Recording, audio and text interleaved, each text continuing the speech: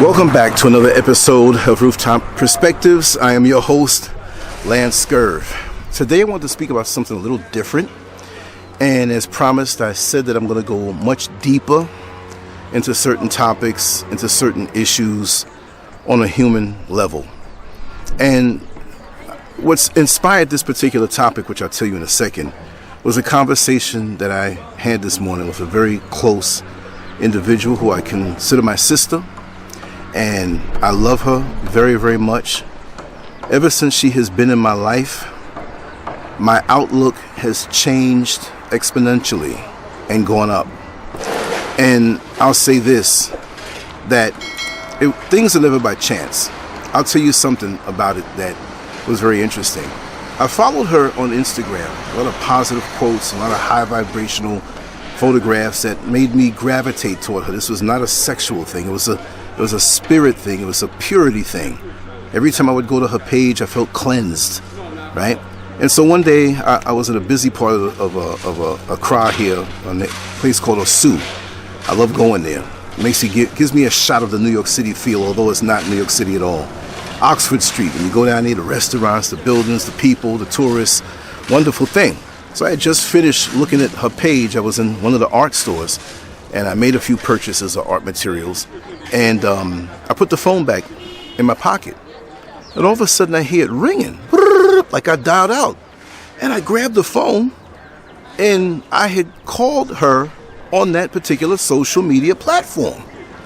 And I was trying my best to stop it because I don't want to be looked at as some crazy stalker, some voyeuristic, fetish, whatever type dude, and rude like that. So she said hello. And I was like, oh my God. I said, listen, I called you by mistake. I was looking at your page because after a while she followed me back also. And we knew each other that way. And by no means am I trying to be forward or try to call you and act like it's a mistake just to talk to you. Please disregard this. I'll never let it happen again. And she said, no, it's okay. It's all right. I was like, wow. And we started talking. And we started messaging each other. And then we started talking directly on the phone. And now it's a relationship that I cherish so much. And it's not some kind of secret, undercover whatever, but it's a relationship that we keep at a certain, not distance, but keeping it away and known from the circles that have disappointed me and the circles that may disappoint me. This is my own private escape. And again, it's nothing that's not proper, okay? And it lets me know that you can have close relationships like this from a distance without the hanky-panky going on. And yes, we speak about every aspect of the human experience. There's nothing that we don't talk about, right? In a very mature level, on a deep level, our aspirations, our dreams, our visions, our goals, the things that used to bring fear to us. So it's a very deep and valuable relationship. If I had to choose 5 relationships to maintain, and I had a choice, this would be one of them, because I really love my sister very, very much. And, I have sisters, but my father, when he had me, was 46 years old when he impregnated my mother. They were married and everything. So he had children from late teens, and I have 2 sisters in Jamaica. I didn't really get to know them because the age, right? And when my father passed away, we had brief contact, but it never. So how old must they be now? If I'm 60, what are they, like 90? But there's a lot of children, grandchildren, and any scurvin that you see in Jamaica directly related to me. Any scurvin, SCURVIN. But let me get back on topic because I don't have much time. We're doing a live show, and I'm going to be constantly checking the time. This is going to be quick. Okay. We spoke of ovulation in the cloak of sadness that can come over you as a sister when you're ovulating. Also, after the holidays, naturally many of us get blindsided sided by a sadness after the festivities are over. Not that we indulge in them like that, but we see all of this stimulation around us, and now it's gone. And so in a cold climate where it gets dark early and it's cold and things have died down and you're sensitive anyway, you're an empath anyway, so you're open to the vibrations around you that may not even be yours, but you absorb them without knowing. And so you can kind of blend in to what's going on around you, even though you may not want anger or sadness. You know, you'll let the happiness in, but you're more sensitive. Your barrier is more porous than other people. And so you tend to bring in things, and sometimes it's harder to get out.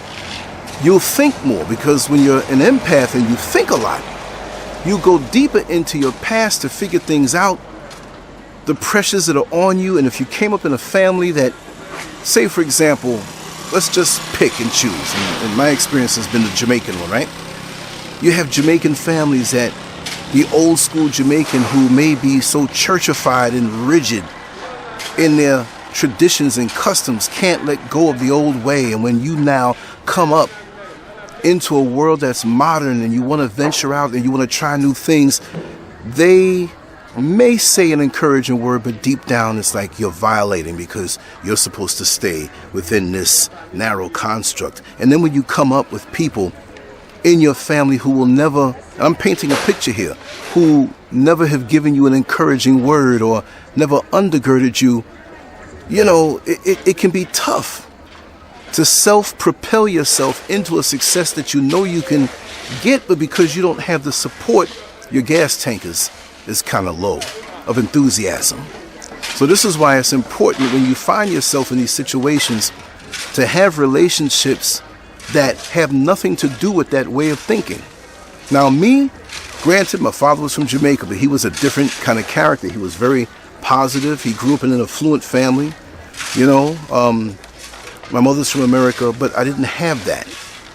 I was born and raised in the States, and he did not have that kind of mentality, because he was always one to challenge whatever boundaries others wanted to project as a man.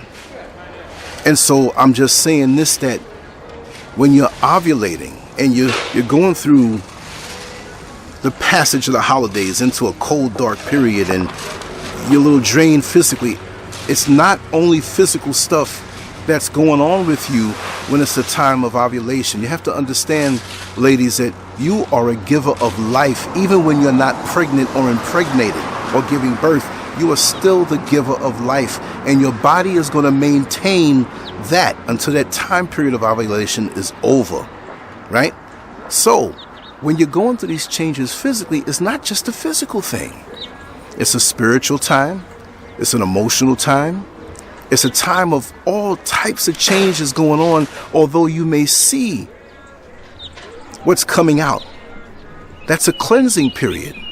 And there was a book that I read years ago by Queen Afua, if that's me saying it right, that said every time you expel, and I'm not being nasty here, we're adults talking, every time you go to the bathroom and expel, either way, front or back, you need to be in the mindset of praise, of thankfulness, that you have the ability to expel out what's not good for you and have retained the nutrients that that particular food brought you, but now you can get rid of it. Now you're going higher because you have those nutrients in you.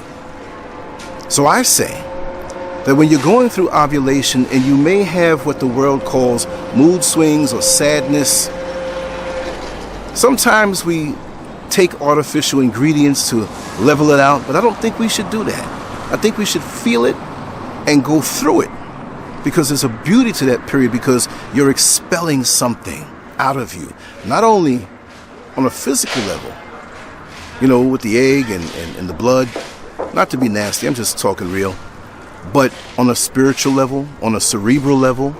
And that's a time of praise, because you're being tuned up that if you are to be pregnant or not, you are always the giver of life. And for those women who do not have children and are ovulating, or ovulating and can't have children, whatever have you, you're still the giver of life. Your spirit, your mind, your mothering soul, spirit. There's so much you can give to a child, even if the child didn't come out of your loins. You are the giver of life, and that's a heck of a responsibility. And you will go through lots of changes that many men just don't understand. Oh, you must be on your period. Oh, here come the mood swings. How insensitive. That's a time of being quiet, if we can. That's a time of deep meditation. And this is what I say also, and I have to watch this time because we have a live show coming. So, oh wow, 18 more minutes, right? I'll talk for 10 more. I'm going to keep checking this though. And this is for men too, when you reflect and you feel a little sad, I think there's also, as a seed planter, there's an ovulation type period that we go through where you don't see the same physical results. But for the sisters, and especially when we start to get up in the chronological years, and we are still ovulating, you begin to reflect. You're emotional, as you should be. And there's nothing wrong with being emotional. We need our emotions, right? Oh, that sun feels so good. When you're 40, when you're 30, 40, 50, say if you're still ovulating into your 50s, and you start to reflect, and you look back on your life, and sometimes we get emotional because of the things that we could have done, things we think we should have done. That can become a weight on our heart. But I say this, when you were 18 years old or 16 years old, did you reflect and sometimes get sad about the past? Well, maybe if we had trauma in our life, maybe that little period, yes, we did. But it's even more so when you get up at 40 and 50 years old, you have more behind you, you feel, than you do ahead of you. But how do you know that you don't have more ahead of you? So in my conversation just a little while ago, I said, instead of getting into the period of intense reflection, which there's nothing wrong with reflecting, but when we reflect at the time of ovulation, it's very much more sensitive, and especially when you're an empath and we're swirling, because there's still things coming at us when we need to be left alone to be quiet and sip some tea and listen to the music that we want, or get out of nature and not even hear music at all, the music of nature we want to hear, just to be quiet and react with the elements as we cleanse. Well, instead of reflecting, why not do what you did when you were younger? And I'll make up a word. I don't know if this word is real, but preflecting. Maybe I made up a word. I don't know. Well, what do I mean? Well, when you were younger, regardless as to your situation, you said to yourself, I'm 18 now. I can't wait till I'm 30. I can't wait till I'm 25, because you know that you have more power, freedom, and the amenities of being an adult, not realizing there's a price to be paid with that, right? Because when you get there, you're like, I wish I can be a kid again. No mortgage, no car payment, no children. I thought I would have the same free time. We think that way, but we preflected. So just because you might be of a certain age, it doesn't mean that you can't preflect, but I don't think that we preflect enough, because I do it all the time. We are not to think of the transition. We're supposed to ride right up into that time until the wheels fall off, and not think about, my mother died at this age and I might die at this age and I only have so much time. You have the time now.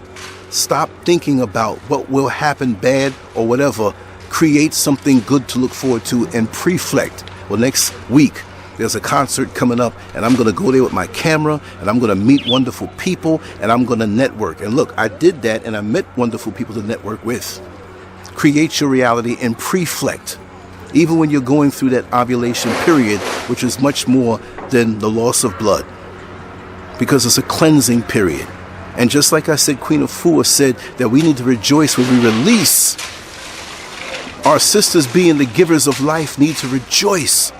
Even when you have cramps, even when you don't feel too good, rejoice at that period of a new slate coming. The slate, the blackboard being wiped clean for a new period in your life of growth and giving life, not necessarily a child, but the giver of life in your inner circle, to your mate, for yourself, for your children, for your friends, whoever's near or dear to you. Just be joyous that even though you're going through that, it's a cleansing. And it's the spiritual cleansing and the mental cleansing that goes along with it that we're not always ready for. But it's a beautiful thing, because after it's over, you feel washed, anew, ready, clean. See? And that's very necessary. And I just wanted to share those words. When you go to the bathroom and do what you do, you feel so good, you're empty. You're ready for another meal when the time comes. You've gotten the benefits of those nutrients. You've gotten the benefits of that time before you when there may have been toxicities around you, and sometimes you have a heavier period. Or maybe you went through something on a spiritual level, on a cerebral level, so heavy that it manifests as something intense as far as your flow is concerned, but you're really getting rid of that toxicity on a spiritual level that you didn't equate with the physical period, with the physical ovulation. I think a lot about these things, and I'm one man who is sensitive to our sisters, and we as men need to be more sensitive to what they're feeling. We see them sometimes as physical objects of pleasure, but it's much deeper than that. There is a pleasure aspect to their existence, yes, but that's very much in the minuscule.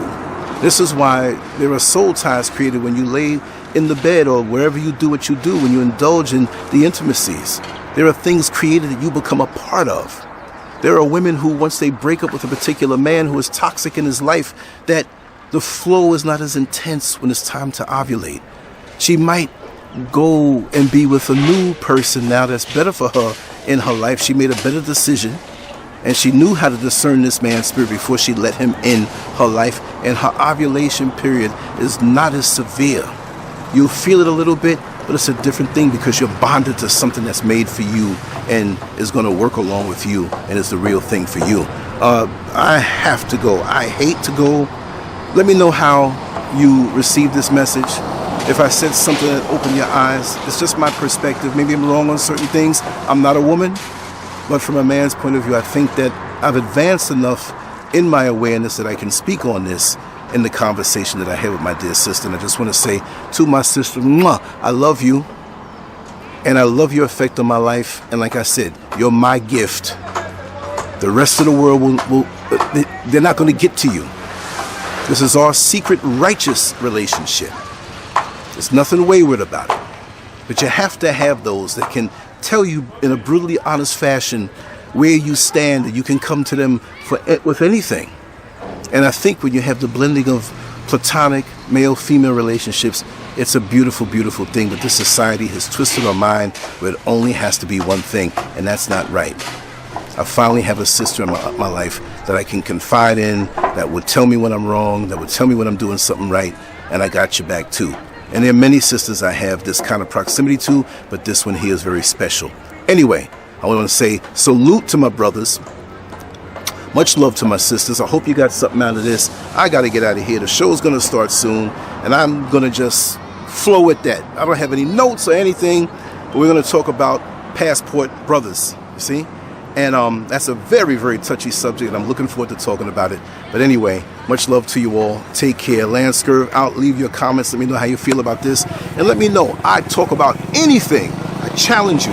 Drop a little comment or in the comment section, or shoot me an email at lance@lancescurv.com. Everything is down below in the description of how to reach me. And thank you for all your support. And I love you all. Take care. Much love.